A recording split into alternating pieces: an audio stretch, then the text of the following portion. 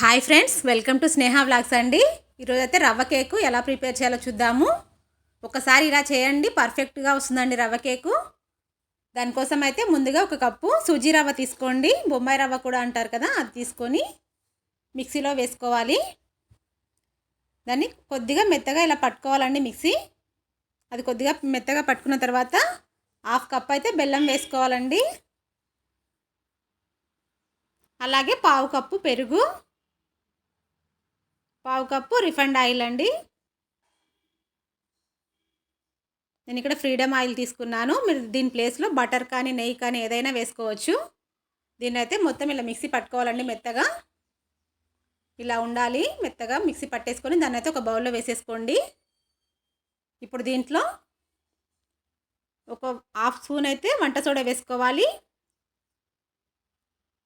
ఒక స్పూన్ అయితే baking soda వేసుకోండి. కొద్దిగా సాల్ట్ వేసుకోండి. సాల్ట్ చాలా బాగుంటుందండి దీంట్లో కేక్లో వేయడం వల్ల.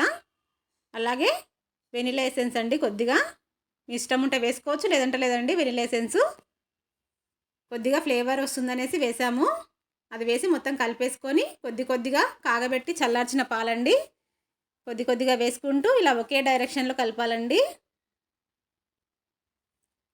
ఇలా మొత్తం కలిసేలాగా బాగా కలిపేసుకోండి కొద్దిగా పాలు వేస్తూ.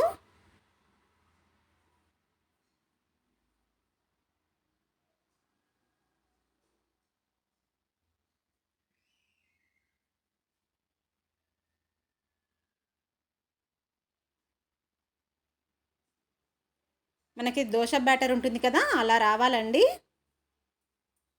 అలా వచ్చేదాకా కొద్దిగా పాలు వేస్తూ కలుపుతూ ఉండండి. ఇలా కలిపేసి ఒక 10 నిమిషాలు అయితే పక్కన పెట్టేసేయండి. అంతలోపు దీనికైతే కేక్ బౌల్ తీసుకొని నెయ్యి రాసుకోవాలండి. మొత్తము కొద్దిగా గోధుమ పిండి చల్లేసుకొని ఇలా మొత్తం చుట్టూతా చల్లేసుకోండి. దాన్ని అయితే పక్కన పెట్టేయండి. ఇప్పుడు చూడండి, కొద్దిగా రవ్వ అయితే పీల్చేసుకుంది కదా పాలనన్నిటిని. ఇలా మళ్ళీ ఒకసారి కలుపుకొని, ఒకవేళ గట్టిగా అయితే కొద్దిగా పాలు వేసి కలుపుకోండి. చూడండి, ఇలా ఉండాలి. ఇలా ఉంటే సరిపోతుంది. ఒకవేళ గట్టిగా అనిపిస్తే కొద్దిగా పాలు వేసి కలుపుకోండి. దాన్ని అయితే ఇప్పుడు కేక్ బౌల్లోకి అయితే తీసేసుకోండి. ఒకసారి ఇలా ట్యాప్ చేయండి, ఎయిర్ బబుల్స్ ఉంటే పోతాయి.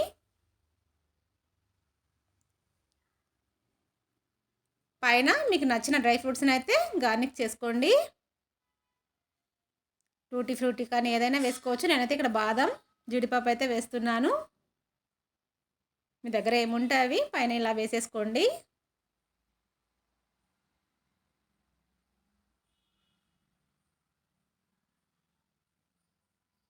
ఇప్పుడు పొయ్యి మీద ఒక మందపాటి ప్యాన్ పెట్టేసుకొని దానిపైన ఒక ప్లేట్ వేసేసుకోండి. వేసుకొని మనం కేక్ బౌల్ ఉంది కదా, దాన్ని అయితే పెట్టేసుకోవాలండి. పెట్టి మూత పెట్టేసి ఒక 30 మినిట్స్ అయితే చిన్న మంట పైన అయితే కుక్ చేసుకోవాలండి. చూడండి, ఇలా గుచ్చి చూస్తే మనకు అంటుకోకుండా వచ్చిందంటే కేక్ రెడీ అయినట్లే. ఒక చాక్తో ఇలా సైడ్స్ అన్నీ ఇలా అనుకొని ఒక ప్లేట్లోకి అయితే తీసేసుకోండి. చాలా ఈజీగా ఊడొచ్చేస్తుంది. చాలా టేస్టీగా ఉంటుందండి కేకు. సింపుల్గా ఎవరైనా చేసేయచ్చండి. చిన్నపిల్లలు సైతం చేసేయచ్చు కేక్ని. అంత ఈజీగా ఉంటుంది.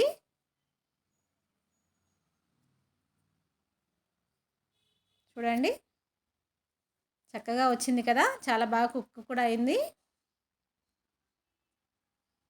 పీసెస్లా కట్ చేసుకొని సర్వ్ చేసుకోవడమేనండి. చాలా బాగా వచ్చింది, స్పంజీగా. చూడండి.